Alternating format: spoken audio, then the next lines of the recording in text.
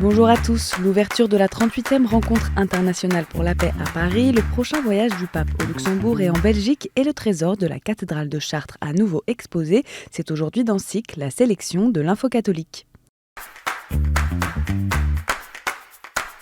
3 jours de rencontres pour imaginer la paix. Dimanche, la 38e édition de la rencontre internationale pour la paix, organisée par la communauté de Sant'Egidio, s'est ouverte à Paris. Jusqu'à mardi, une vingtaine de forums et de tables rondes se tiendront pour permettre des échanges entre des chercheurs de paix de différents horizons.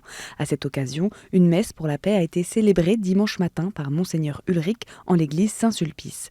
Dans un entretien exceptionnel accordé à Catteo, le fondateur de Sant'Egidio, Andrea Riccardi, a alerté sur le besoin de remettre la paix dans le débat public.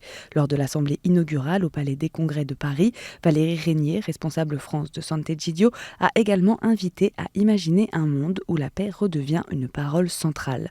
Ce rendez-vous rassemble des représentants des principales religions, des leaders politiques et des acteurs de la société civile autour d'un objectif commun, réfléchir ensemble aux solutions pour la paix et aux réponses aux crises contemporaines. Le président de la République, Emmanuel Macron, le grand rabbin de France, Raïm Corsia, ou l'archevêque de Canterbury faisaient partie des personnalités présentes. Dans une lettre adressée aux cardinaux et rendue publique vendredi, le pape François leur demande un effort supplémentaire pour atteindre l'objectif de déficit zéro des finances vaticanes. Afin de donner l'exemple d'une gestion transparente et responsable de l'Église, François demande notamment à chaque institution d'œuvrer à la recherche de ressources externes. Dès le début de son pontificat, François avait entamé une réforme économique du Saint-Siège demandée par le passé, rappelle-t-il dans sa lettre. Une fois entamée, elle a permis d'acquérir une plus grande conscience des ressources limitées qui doivent être gérées avec rigueur et sérieux. Tant de choses ont été accomplies au fil des ans, salue tout de même François, remerciant les cardinaux pour leur aide. Il souligne aussi le dévouement et le travail des hommes et des femmes s'adaptant à ce renouveau, rappelant qu'il est du rôle des cardinaux d'accompagner tous ceux qui sont engagés dans ce processus de transformation.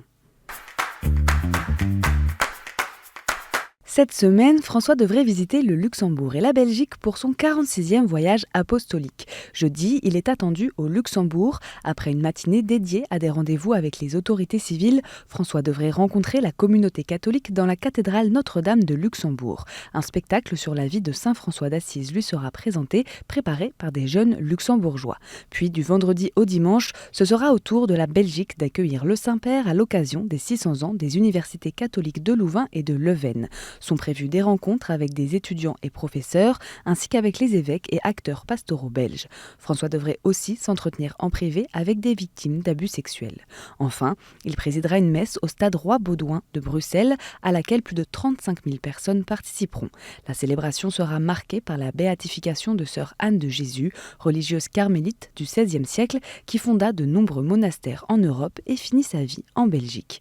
Ce lundi à Rome, les audiences du jour ont cependant été annulé, François souffrant d'une légère grippe et par mesure de précaution. Pour l'heure, son voyage n'a pas été annulé. Il sera à suivre sur Catteo avec des retransmissions, des flashs de nos envoyés spéciaux et des reportages tout au long de ces 4 jours. Après sa fermeture au début des années 2000, le trésor de la cathédrale Notre-Dame de Chartres est à nouveau dévoilé au public depuis samedi au sein de la chapelle Saint-Pia, entièrement restaurée. Après 7 années de travaux, ce sont près de 150 objets ou ensembles d'objets dédiés à la célébration et à l'ornement de la liturgie, ainsi que des œuvres précieuses qui ont été remis en état et qui sont aujourd'hui présentés en majesté dans la chapelle haute, la salle capitulaire et les 2 tourelles de l'édifice daté du XIVe siècle. Ce vaste projet patrimonial et culturel a nécessité un investissement total de l'État d'environ 6 millions d'euros. Dans le cadre des Journées européennes du patrimoine, l'organisme Rebâtir Notre-Dame de Paris a ouvert son village du chantier. Dès le vendredi 20 septembre et pendant tout le week-end, les visiteurs ont pu plonger au cœur du chantier grâce à des rencontres et des démonstrations avec tous les corps de métier qui œuvrent à la reconstruction de la cathédrale. Parmi les temps forts qui ont été proposés, des ateliers pratiques pour permettre aux enfants de découvrir la sculpture et la verrerie, ainsi que 2 concerts de la maîtrise de Notre-Dame. Au total, près de 42 000 curieux ont visité le village pendant ces 3 jours.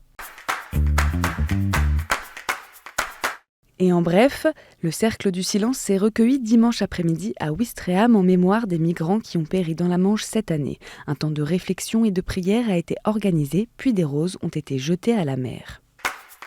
Dimanche, dans les Côtes-d'Armor, de nombreux paroissiens ont participé à l'ouverture des enquêtes de canonisation de Claude et Marguerite de la Gareille, dit les époux charitables, en l'église Saint-Malo de Dinan, sous la présidence de Monseigneur Denis Moutel, évêque de Saint-Brieuc et Tréguier.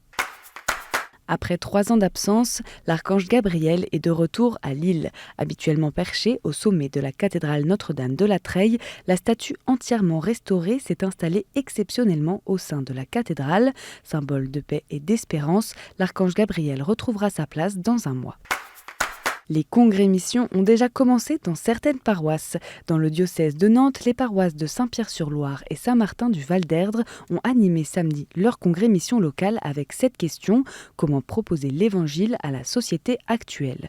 La majorité des congrémissions locaux auront lieu le week-end prochain.